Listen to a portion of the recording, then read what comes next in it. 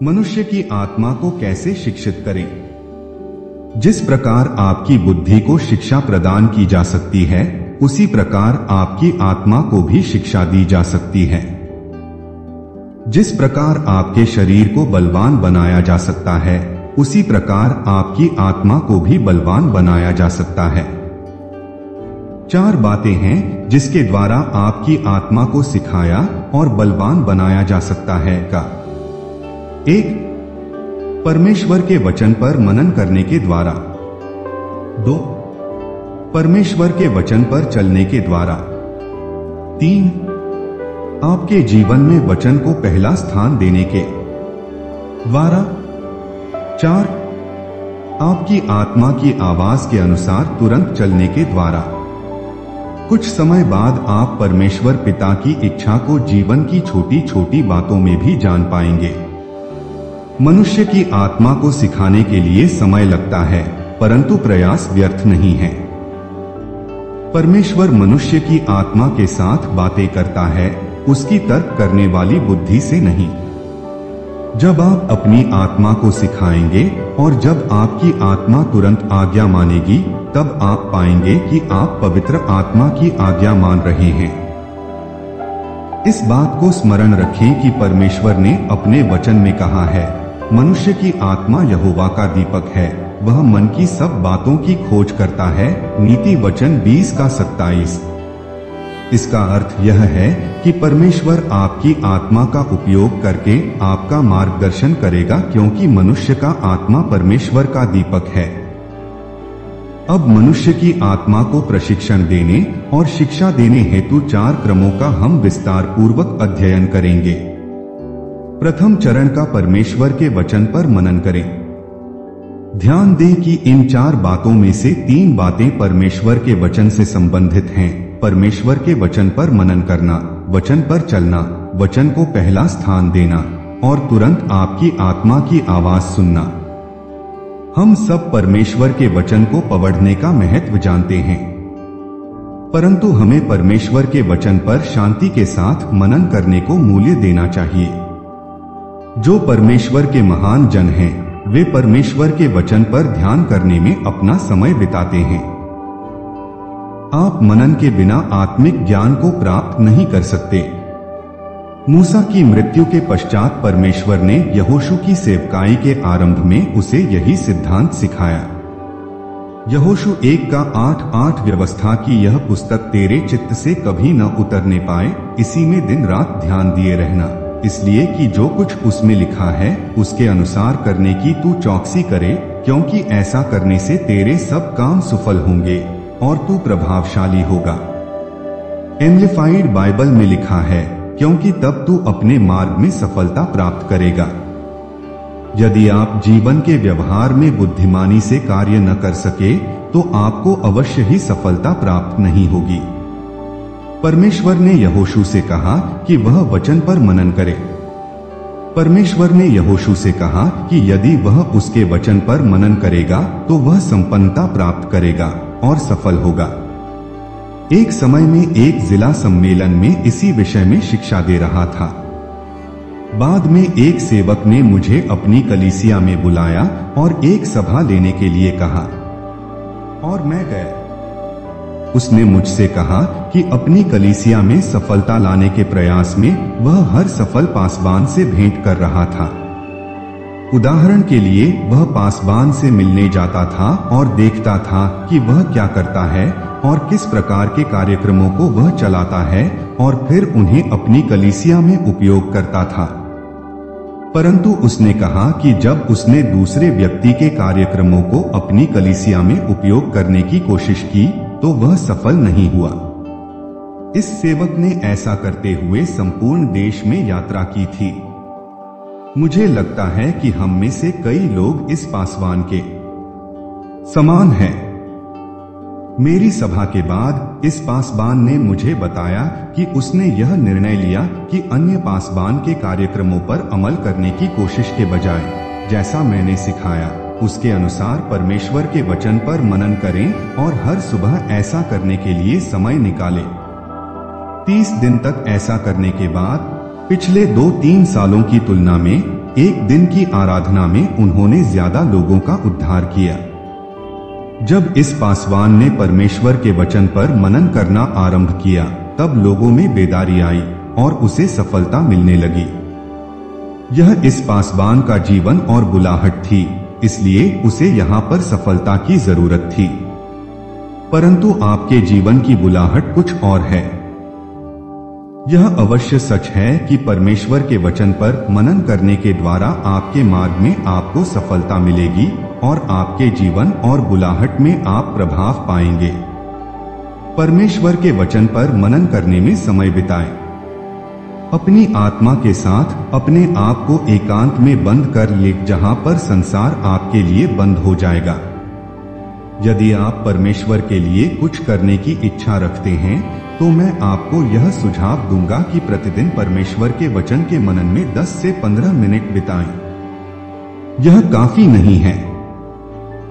अपनी आत्मा का विकास करना आरंभ करें और ऐसा करने का यही तरीका है। चरण 2 का वचन पर अमल करें। वचन पर अमल करने का अर्थ वचन के अनुसार चलने वाले बनना। याकूब कहता है, परंतु वचन पर चलने वाले बनो और केवल सुनने वाले ही नहीं, जो अपने आप को धोखा देते हैं। याकूब 1:22। हाशिए में लिखा है कि वह खुद को धोखा देता है। हमारे पास कई खुद को धोखा देने वाले लोग हैं। दुख की बात यह है कि उन्होंने खुद को 6 धोखा दिया है।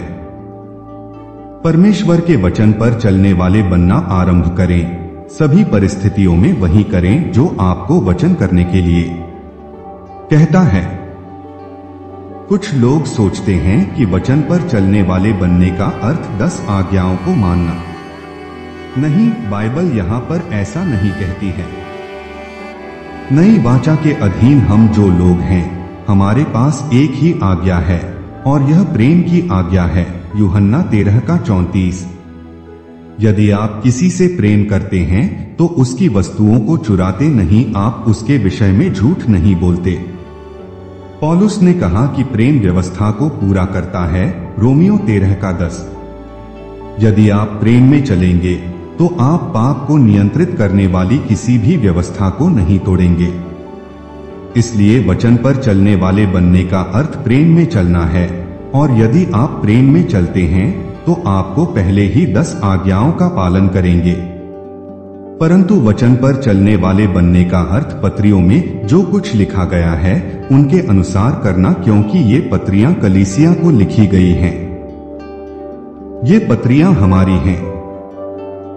बिना चिड़चिड़ाए वचन पर अमल करें। फिलिप्पियों की पत्री कलीसिया को लिखी गई पत्रियों में से एक है। इस पद के एम्प्लीफाइड अनुवाद में इस अर्थ को और स्पष्ट रीति से प्रस्तुत किया गया है कि हम चिढ़े ना। हम इस पद के मात्र एक भाग पर अमल करते हैं। उदाहरण के लिए, जहां पर प्रार्थना करने के लिए कहा गया है, उससे हमें ऐतराज नहीं, परंतु यदि आप मात्र उस हिस्से को अमल में लाते हैं, संपूर्ण पद को नहीं, तो आप वचन पर नहीं चल रहे हैं। आप वचन का पालन करने वाले नहीं हैं। सबसे पहले परमेश्वर कहता है कि हम चिढ़े ना। यदि आप चिड़चिड़ाएंगे और चिंता करेंगे तो विनती करने से आपको कोई लाभ नहीं होगा। हम प्रार्थना करना सिखाते हैं, परंतु हम प्रार्थना की संपूर्ण कहानी को क्यों नहीं सिखाते? इस प्रकार की प्रार्थना सफल नहीं होती। इस प्रकार की चिंतापूर्ण प्रार्थना जो झुंझलाहट से भरी है, कार्य नहीं करती। वर्षों पहले मैंने एक समाचार पत्र में एक कहावत पढ़ी जिसमें लिखा था, पवित्र प्रार्थना का कोई हिसाब नहीं। जिस व्यक्ति ने यह कहावत लिखी थी उसने कहा कि वर्षों पहले जॉर्जिया में एक पुरुष और उसकी पत्नी और उसका बेटा रहते थे। जब वे अपने खेत में कपास काट रहे थे, तब उन्हें एक अनुभव आया। यह लड़का एक वयस्क व्यक्ति था। वह करीब 30 वर्ष का था, फिर भी घर में रहता था। उसमें कुछ मानसिक गड़बड़ी थी।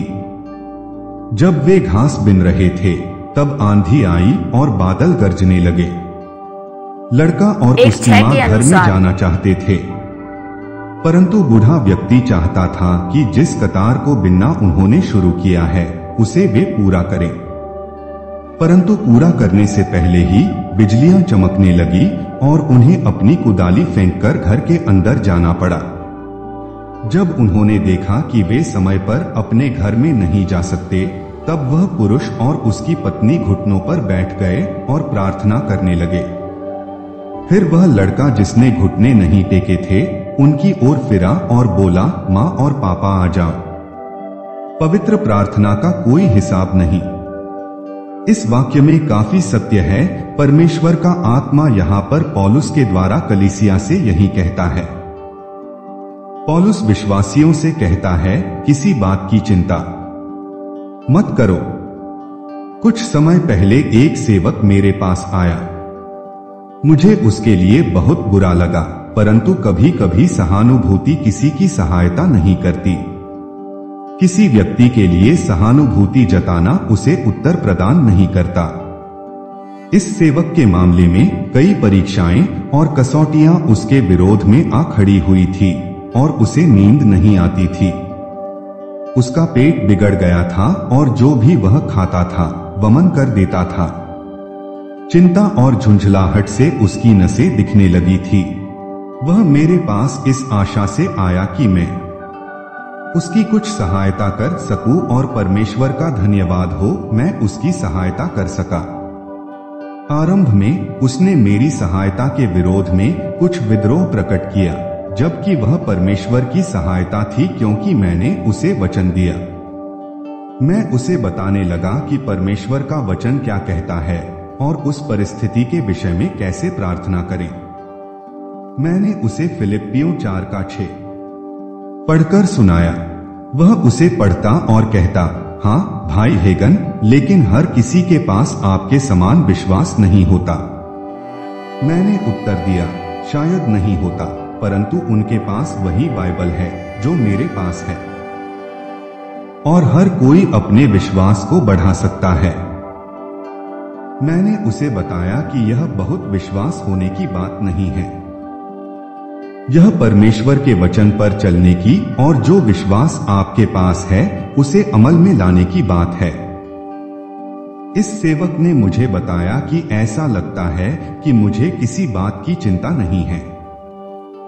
मैंने उससे कहा कि मुझे चिंता नहीं है और इसका कारण यह है क्योंकि मैं वचन पर चलता हूं, मैं वचन पर अमल करने वाला हूं। मैं उसे बताता रहा कि यद्यपि कुछ लोगों ने अपने विश्वास को इतना नहीं बढ़ाया था जितना वे बढ़ा सकते थे, फिर भी उनके पास वही बाइबल थी जो मेरे पास थी और यह वचन पर चलने की बात थी। मैंने उसे यह बताया कि जब तक वह चिंता करते रहेगा और झुंझलाता रहेगा, तब तक उसने नींद नहीं आएगी या वह खा नहीं पाएगा। मैंने उसे बताया कि जब मैंने इस सेवक को समझाया कि उसके सामने यह कहने की परीक्षा आएगी कि वह चिंता करना और झुंझलाना टाल नहीं सकता, परंतु परमेश्वर ने हमें ऐसा कुछ नहीं करने के लिए कहा है जो हम नहीं कर सकते। जब परमेश्वर ने कहा कि चिड़चिड़ाएं ना या कूढ़े ना, तो इसका मतलब है हम ऐसा करने से बच सकते हैं। परमेश्वर न्यायी परमेश्वर है और वह हमें ऐसा कुछ नहीं करने के लिए कहेगा जो हम नहीं कर सकते। एक समय मुझे विश्वास था कि मैं अपनी विनतियों को परमेश्वर पर प्रकट कर सकता हूं, परंतु मेरे लिए यह विश्वास करना मुश्किल था कि मैं झुंझलाहट से दूर रह सकता हूं। परंतु परमेश्वर ने कहा कि हमें झुंझलाना नहीं है। इसलिए परमेश्वर का वचन जो कुछ कहता है उससे मुझे सहमत होना है और कुढ़ने और झुंझलाने या किसी बात की चिंता करने से इनकार करना है। इसलिए मैंने इस सेवक से ये सारी बातें कही। मैं परमेश्वर से यह भी कहता था कि मैं अपने निवेदन उसके पास ला रहा हूं और फिर मैं उसे धन्यवाद दूंगा। इससे मेरी आत्मा शांत हो गई और मैं परेशान आत्मा का सामना कर सका जो शैतान मुझ पर लादना चाहता था। मैं प्रार्थना करते करते उठता और अपना काम करने लगता और मेरे जानने से पहले ही चिंता के विचारों के द्वारा शैतान मुझे परेशान करने या सताने की कोशिश करता था। परंतु मैं फिर वापस लौटता और उस पद को फिर पढ़ता और उसका दावा करता। वचन से शैतान का सामना करने के विषय में जब मैंने इस सेवक को समझाया, तब उसने मुझे बाद में बताया कि जब उसने ऐसा करना आरंभ किया तब समस्या सुलझने लगी और उतनी बड़ी नहीं हुई जैसा वह अपेक्षा कर रहा था। किसी परिस्थिति के विषय में उस पर मुकदमा चलने वाला था, परंतु यह मुकदमा महत्वपूर्ण नहीं था। परमेश्वर ने उन सारी परिस्थितियों में उसकी सहायता की। किसी बात के लिए आप इतने परेशान हो सकते हैं कि आपकी नींद और भूख खत्म हो जाए, परंतु आपको वचन के अनुसार चलना है और आप सारी चिंता और भय पर विजय पा सकते हैं। फिलिप्पियों 4:6-8 किसी भी बात की चिंता मत करो, परंतु हर एक बात में तुम्हारे निवेदन, प्रार्थना और विनती के द्वारा धन्यवाद के साथ परमेश्वर के सम्मुख उपस्थित किए जाएं। 7 तब परमेश्वर की शांति, जो समझ से बिल्कुल परे है, तुम्हारे हृदय और तुम्हारे विचारों को मसीह यीशु में सुरक्षित रखेगी। 8 निदान, हे भाइयों, जो बातें सत्य हैं और जो बातें आदरणीय हैं और जो बातें उचित हैं और जो बातें पवित्र हैं और जो बातें सुहावनी हैं और जो बातें मनभावनी हैं, निदान जो सद्गुण और प्रशंसा की बातें हैं, उन्हीं पर ध्यान लगाया करो। कई लोग 7वें पद की प्रतिज्ञाओं को पाना चाहते हैं, परमेश्वर की शांति, परंतु उसे पाने के लिए जो पद 6 में कहा गया है वे नहीं करना चाहते। वे झुंझलाहट और चिंता से दूर रहना नहीं चाहते। वे प्रभु पर अपना बोझ डालना नहीं चाहते। परंतु पद 7 में जिस बात की प्रतिज्ञा की गई है, परमेश्वर की शांति, उसे पाने के लिए आपको पद 6 के अनुसार चलना होगा। न कूढ़े, न झुंझलाएं, न चिड़चिड़ाएं। यदि आप पद 6 के अनुसार चलेंगे, तब एम्प्लीफाइड बाइबल कहती है कि परमेश्वर की शांति आपके हृदय और मन पर रक्षक सेना और सुरक्षा सिपाहियों का पहरा लगाएगी। परमेश्वर की शांति आपके हृदय और आत्मा की रक्षा करेगी। हमारे आत्माओं की शिक्षा वचन के अनुसार चलने से आती है। क्या आप परिणामों की फसल काट सकते हैं और शांति पा सकते हैं और फिर भी वचन पर न चलने वाले बन सकते हैं? नहीं, यह असंभव है। कुछ लोग जो चिंता करते हैं और निरंतर झुंझलाते हैं, जीवन की गलत बातों के विषय में चिंता करते हैं। वे निरंतर संदेह और अविश्वास की चर्चा करते हैं। आप निरंतर संदेह और अविश्वास की चर्चा करके अपनी आत्मा को शिक्षित और प्रशिक्षित नहीं कर पाएंगे। समस्याओं के विषय न बोलें। जितना अधिक आप समस्याओं के विषय में बोलेंगे, उतनी अधिक वे समस्याएं बड़ी होती जाएगी। परंतु यदि कुछ सत्य, आदरणीय, उचित, पवित्र, सुहावनी, मनभावनी, प्रशंसा की बातें नहीं हैं, तो आपके उनके विषय में विचार नहीं करना है। वे सच हो सकती हैं, परंतु सुहावनी नहीं हो सकती, इसलिए उनके विषय में न बोलें। 1 कुरी 13:7 का एम्प्लीफाइड अनुवाद कहता है, परमेश्वर का प्रेम हम में हर एक व्यक्ति की उत्तमता पर हमेशा विश्वास करने के लिए तैयार रहता है। मैंने पिछले वर्षों में पाया है कि लोगों के विषय में जो बुरी कहानियां मैंने सुनी हैं, उनमें से अधिकतर सच नहीं है। ऐसा लगता है कि आप लोगों के विषय में संसार की सारी बातें मसीही लोगों के बीच सुन सकते हैं। कुछ बातें सच हो सकती हैं, परंतु वे सुहावनी और मनभावनी न हो, इसलिए आपको उनके विषय में नहीं सोचना है। इन बातों के विषय में सोचकर और बोलकर हम शैतान को जगह देते हैं। हमारे विरोध में शैतान का सबसे बड़ा हथियार सुझाव की शक्ति है। शैतान आपके वैचारिक जीवन में प्रवेश करने का हमेशा प्रयास और कोशिश करता रहता है। इसीलिए प्रेरित पौलुस विश्वासियों को सिखाता है और यह कहता है, वह फिलिप्पियों 4:8 में कहता है, इन्हीं बातों पर मन लगाया करो। नए नियम में कलीसिया को लिखी गई पत्रियों पर मनन करें, उन्हें अपने विचारों में ग्रहण करें। यहाँ पर परमेश्वर पवित्र आत्मा कलीसिया से बोलता है, वचन का पालन करने वाले बने। यदि आप ऐसा करेंगे तो आत्मिक रीति से बढ़ेंगे। तीसरा चरण का वचन को अपने जीवन में प्रथम स्थान दें। पवित्र शास्त्र हमें बताता है कि हमें वचन को अपने जीवनों में प्रथम स्थान देना है। नीतिवचन 4 का 20 से 22 हे मेरे पुत्र, मेरे वचन ध्यान करके सुन और अपना कान मेरी बातों पर लगा। 21 इनको अपनी आंखों की ओट न होने दे, वरन अपने मन में धारण कर। 22 क्योंकि जिनको वे प्राप्त होती हैं, वे उनके जीवित रहने का और उनके सारे शरीर के चंगे रहने का कारण होती हैं। यूहन्ना 6 का 63 आत्मा तो जीवनदायक है, शरीर से कुछ लाभ नहीं। जो बातें मैंने तुमसे कही हैं वे आत्मा हैं और जीवन भी हैं। उसके वचन में चंगाई है। जो बातें मैंने तुमसे कही हैं वे आत्मा हैं और जीवन भी हैं। यूहन्ना 6 का 63। हमेशा अपने जीवन में परमेश्वर के वचन को प्रथम स्थान दें। मुझे यह जानकर अजीब लगता है कि लोग बिल्कुल ऐसा नहीं करते। मैंने करीब 12 वर्षों तक पासबान के रूप में सेवकाई की। मेरे पास ऐसे सदस्य थे जो बीमार होते थे और डॉक्टर के पास जाते थे और बाद में प्रार्थना के लिए विनती करते थे। मैं यह नहीं कह रहा हूं कि डॉक्टर के पास जाने से पहले क्यों न उसे प्रथम स्थान दें। दुख की बात यह है कि कई मसीही लोग अंतिम उपाय के रूप में परमेश्वर के वचन की शरण में आते हैं। टेक्सास का एक बैप्टिस्ट पासबान जो कि ईश्वरीय चंगाई में विश्वास नहीं करता था, उसने बताया कि उसे गले में तकलीफ है और उसे टॉन्सिल भी है। डॉक्टर उसे बताते रहे कि उसे अपने टॉन्सिल निकालने पड़ेंगे, इसलिए ऑपरेशन की तिथि निश्चित की गई। प्रतिदिन वह पासबान और उसका परिवार बाइबल पढ़कर प्रार्थना करते थे।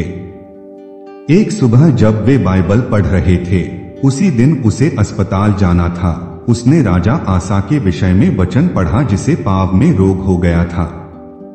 उसने प्रभु को खोजने के बजाय वैद्यों का सहारा लिया और मर गया। 2 इतिहास 16 का 12-13। पासबान ने कहा कि यह बात उसके दिल को छू ली और उसने जाना कि उसने अपने टॉन्सिल से चंगाई पाने के लिए प्रार्थना भी नहीं की थी। इसलिए उसने अपनी पत्नी और बच्चों से कहा कि वे उसके टॉन्सिल के लिए प्रार्थना करें। जब उन्होंने प्रार्थना की तब प्रभु ने उसे बताया कि उन्हें निकालने की आवश्यकता नहीं है।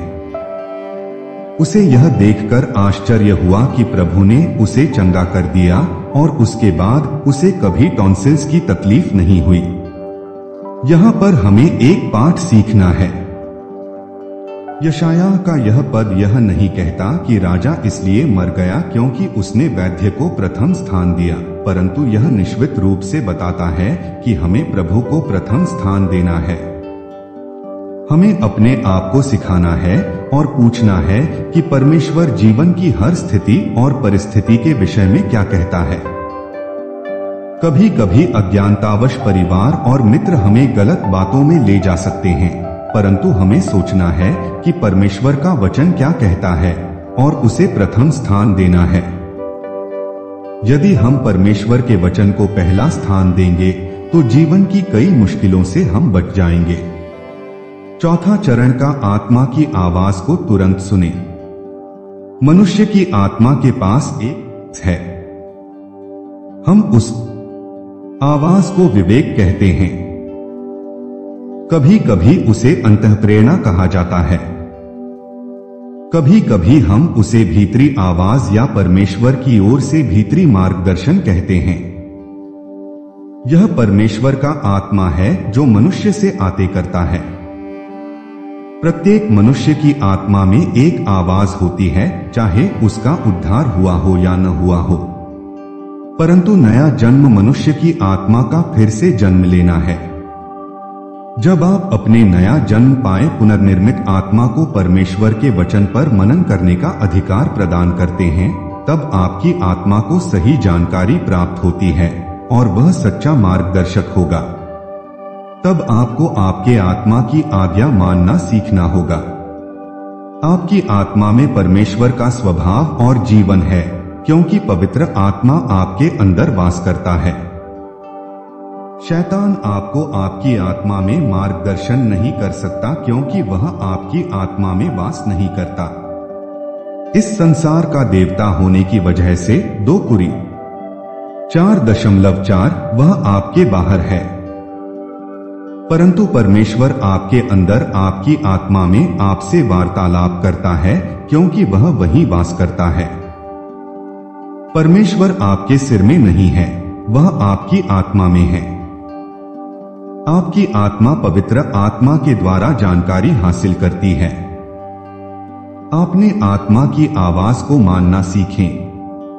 कुछ लोग कहते हैं कि विवेक एक सुरक्षित मार्गदर्शक नहीं है, परंतु यह वाक्य हमेशा ही सच नहीं होता, क्योंकि जब तक विश्वासी परमेश्वर और उसके वचन की सहभागिता में रहता है, तब विश्वासियों के लिए विवेक एक सुरक्षित मार्गदर्शक है। आपका विवेक आपके पुनर्जीवित आत्मा की आवाज आपके लिए तब विश्वास की आवाज बन जाती है, जब आप परमेश्वर के वचन के अनुसार शिक्षा पाते हैं। परमेश्वर आपसे बातें करता है। मनुष्य का आत्मा परमेश्वर का दीपक है। नीतिवचन 20:27। आपको मार्गदर्शन करने के लिए परमेश्वर आपकी आत्मा को उपयोग करेगा। आपको शिक्षा देने के लिए वह उसको उपयोग करेगा। जब आपकी आत्मा को परमेश्वर के वचन पर मनन करने और अध्ययन करने का अवसर प्राप्त होता है, तब वह और अधिक सुरक्षित मार्गदर्शक बन जाता है। जब आप परमेश्वर के वचन पर मनन करते हैं और उसका अध्ययन करते हैं, तब आप परमेश्वर के वचन में अपनी आत्मा को प्रशिक्षित करते हैं। पौलुस ने कहा है कि वह हमेशा अपने विवेक की आवाज को सुनता था। काम 23:1। परमेश्वर हम में से कुछ लोगों के साथ बातें करता है जो थोड़ी अलग सेवकाई में कार्य करते हैं, परंतु विश्वासियों के जीवनों में भीतरी आवाज आत्मा की आवाज है, न केवल पवित्र आत्मा की आवाज। मैं अक्सर पवित्र आत्मा क्या कहता है वह सुनता हूं, परंतु मैं उसे कभी अपने लाभ के लिए नहीं सुनता। मेरे जीवन में व्यक्तिगत मार्गदर्शन और निर्देश के लिए मुझे अपनी भीतरी आवाज का, अपनी आत्मा की आवाज का अनुसरण करना है। पवित्र आत्मा मुझसे दूसरों के विषय में बात करता है। मेरे इस प्रकार कहने का कारण यह है कि भविष्यद्वक्ता की सेवकाई उसके लाभ के लिए नहीं दी गई है। भविष्यद्वक्ता की सेवकाई दूसरों के लाभ के लिए दी गई है। मुझे अपनी भीतरी आवाज या आत्मा की आवाज के द्वारा अपने व्यक्तिगत जीवन के विषय में जानना है, जैसे दूसरा विश्वासी जानता है। सन न रखें, अपनी आत्मा की ओर देखें। अपनी आत्मा की ओर हमेशा न देखने के कारण हम चुक जाते हैं। कई बार हम परमेश्वर के सामने सन रखते हैं और उसे कहते हैं, आप यह करें यदि आप चाहते हैं कि मैं वह करूं। परंतु जब आप यह करते हैं, तब आप परमेश्वर से कहते हैं कि वह इंद्रियों के क्षेत्र में आए और आपको निर्देश दे, और ऐसा करना खतरनाक है, क्योंकि शैतान उस क्षेत्र में कार्य करता है। 2 कुरी 4:4। गिदोन ने सन रखा, न्यायियों 6:37-40। परंतु उसके पास हमारे समान पवित्र आत्मा नहीं था, उसने नया जन्म नहीं पाया था, इसलिए वह आत्मा के चलाए नहीं चल सकता था, उसका आत्मा नया नहीं बना था। गिदोन एक स्वाभाविक व्यक्ति था और स्वाभाविक इंद्रियों से चलता था। आप जानते हैं कि पुराने नियम में पवित्र आत्मा केवल भविष्यद्वक्ता, राजा और याजकों पर आता था। पुराने नियम में जिन्हें सामान्य लोग कहा जाता था, उनके पास पवित्र आत्मा नहीं था। इस कारण परमेश्वर को पुराने नियम के पवित्र जनों के साथ इंद्रियों के माध्यम से कार्य करना पड़ता था। इस कारण परमेश्वर को गिदोन के साथ इंद्रियों के माध्यम से कार्य करना पड़ा, क्योंकि उसके पास पवित्र आत्मा नहीं था। परमेश्वर आज भी ऐसा कर सकता है, परंतु यदि वह परिस्थितियों के माध्यम से और इंद्रियों के माध्यम से हम में कार्य करता है, इसका कारण हम आत्मिक रीति से मंद हैं। विश्वासियों को आत्मा के चलाए चलना है, नीति वचन 20:27। और नए नियम में यीशु ने कहा कि दूसरा सहायक आएगा जो सत्य की ओर हमें ले जाएगा, यूहन्ना 14:16-17, यूहन्ना 16:13। विश्वासियों के पास एक सुरक्षित मार्गदर्शक है, परंतु गिदोन पवित्र आत्मा को नहीं जानता था। आप विश्वासी होने के नाते पवित्र आत्मा को जानते हैं, क्योंकि वह आपके अंदर आपकी आत्मा में रहता है, रोमियो 8:14, यूहन्ना 14:16, 17, 23। परमेश्वर अपने पवित्र आत्मा के माध्यम से मनुष्य से उसकी आत्मा के द्वारा व्यवहार करता है। उसने हमारे अंदर वास करने के लिए पवित्र आत्मा को भेज दिया, और यीशु ने कहा कि वह हमें सब सत्य की ओर ले जाएगा, यूहन्ना 16:13। परमेश्वर नहीं, परंतु शैतान ज्ञानेंद्रियों के क्षेत्र के माध्यम से कार्य करता है। जीवन के मामलों में अपने आत्मा की बातों को माने। एक मसीही व्यवसायी ने मुझे बताया कि एक व्यापार सौदे में हाथ डालकर उसने $10,000 खो दिए, और जब उसने सन डाला न्यायियों, तो उसे ऐसा लगा कि उसे यह सौदा करना चाहिए। पूरे समय उसकी आत्मा के अंदर से आवाज आ रही थी कि वह उसे न करे। उसने सन को देखा और पूरे $10,000 खो दिए। उसने कहा कि ऐसा करने के कई वर्षों बाद वह सोचने लगा कि उसने परमेश्वर को कहां पर भुला दिया था।